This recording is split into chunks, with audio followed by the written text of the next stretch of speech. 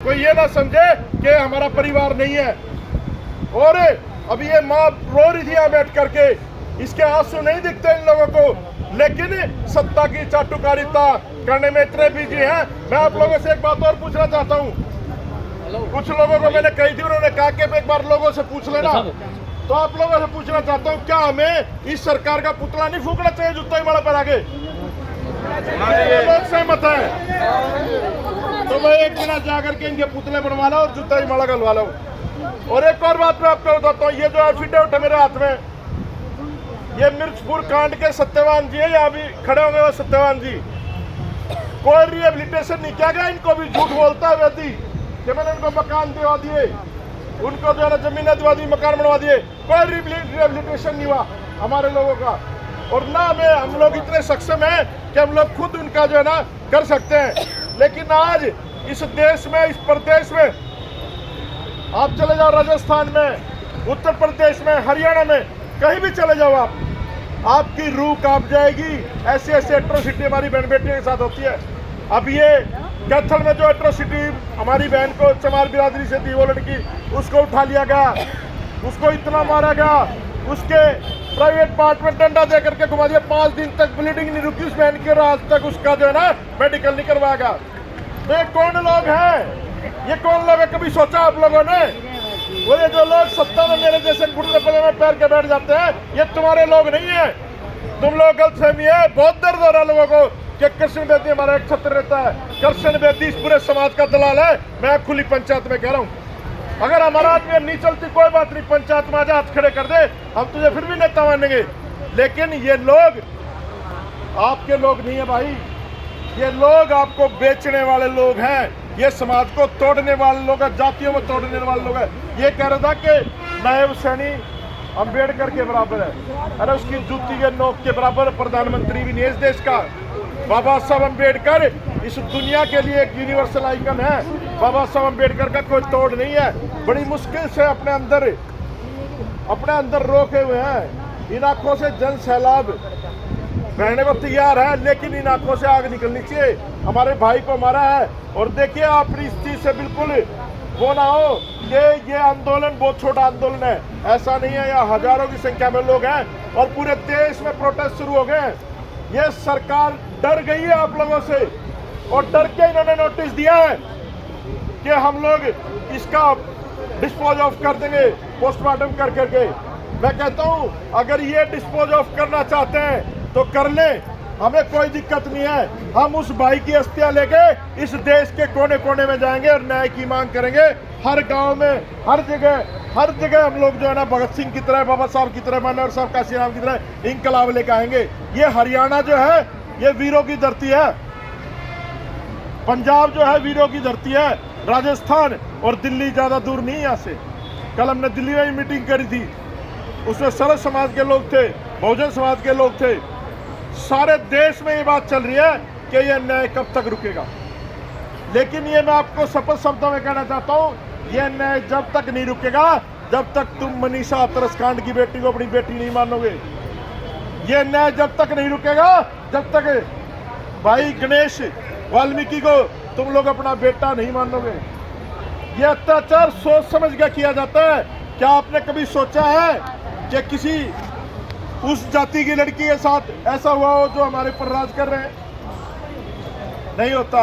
और अपने समाज में शासक पैदा करो, नेता पैदा करो, अपने समाज में सामाजिक लीडरशिप। राजनीतिक लीडर तो दलाल है सारे के सारे, उनको बुलाया जाता है, चुनाव लड़वाया जाता है। आपकी बात कौन करेगा? अब ये छोटे छोटे हमारे भाण भाई बैठे हैं, उपासना बाहर से, कमल बनगोरी, ये भाई साहब, ये देखो कृष्ण बेदी के रिश्तेदार है, फिर भी उसके खिलाफ खड़े, सिस्टम के खिलाफ खड़े। मैं सलूट करता हूँ ऐसे आदमी को।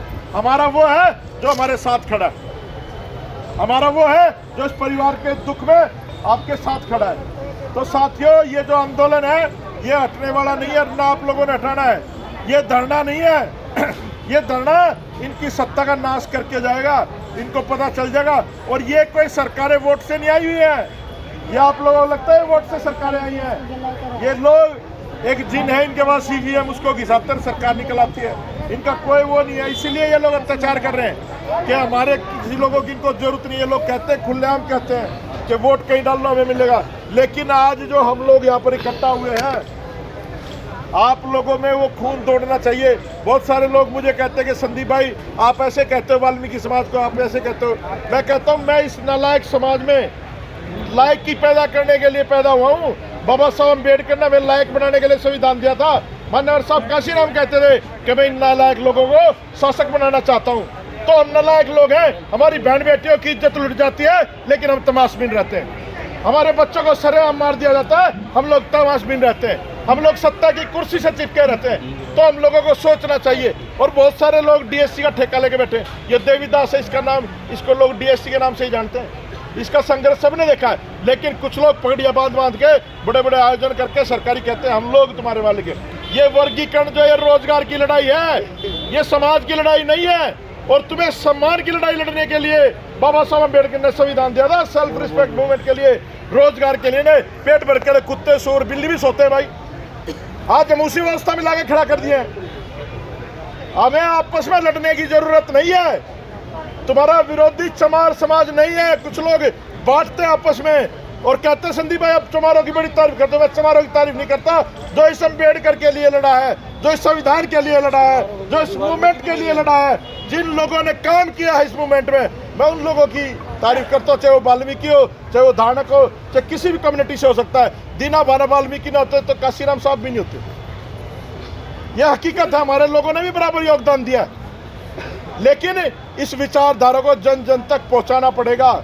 भाई आप लोग कितनी जयंतियां मना लो, कितना कुछ मना लो, जब तक बाबा साहब अम्बेडकर की आइडियोलॉजी से आप लोग नहीं जुड़ोगे आपका शोषण होता रहेगा। और मैं एक और बात कहता हूं आप लोगों के आगे प्रस्ताव है इस कमेटी के आगे कि अगर ये संस्कार कर देती है पुलिस प्रशासन तो इस भाई की अस्थियां लेकर के हम लोग पूरे प्रदेश में गांव-गांव जाएंगे और समाज को जागरूक करेंगे और एक बहुत बड़ा जन आंदोलन करेंगे हम लोग। और इस सामाजिक मूवमेंट में सब लोग तैयार है, सबके दर्द है।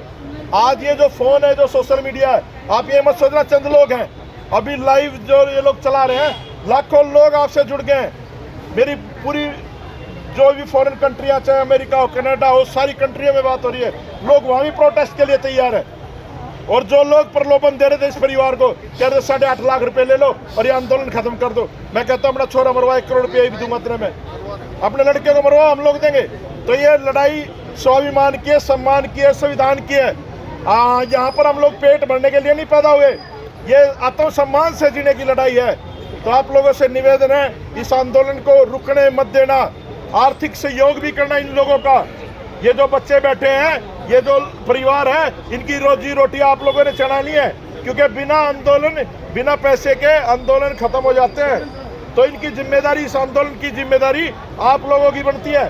जो भी जिससे सहयोग हो वो सहयोग करे। जो भी लोग देख रहे हैं आप लोग भी सहयोग करें मीडिया के माध्यम से। मैं इन तमाम लोगों का भी धन्यवाद करता हूं जो भाई इसको कवर कर रहे हैं। जन जन तक ये आंदोलन पहुंचा है। ये आंदोलन बिल्कुल सुस्त पड़ा था, लेकिन जब से सोशल मीडिया एक्टिव हुई ये आंदोलन आज मेन आंदोलन हो गया है पूरे प्रदेश का। तो आप लोगों से निवेदन है और मैं सबसे ज़्यादा धन्यवाद करूँगा भाई, ये संघ जो सड़क कर्मचारी संघ के लोग आए हैं, ये बड़े गजब के लोग हैं। ये लोग पूरे प्रदेश को जाम कर सकते हैं। इन लोगों को सबका पता है कि किसके कहाँ सीवर खुलते हैं, किसकी कहाँ नाली मोरी खुलती है। हम लोग उस समाज से जो इस देश को साफ रखते हैं। हम चाहे तो सड़ा के मार सकते हैं। हमारी दिल्ली में भी बात चल रही है लोगों से, पंजाब में भी चल रही है, और पूरे देश में हड़ताल करेंगे सफाई कर्मचारियों की, और पूरे देश को जो है ना गंद इनके ऑफिसों के आगे डलवाएंगे हम लोग। तो आप लोगों ने सुना, इसके लिए बहुत बहुत साधुवाद। भाई में कोई गलत बात कही तो माफ करना।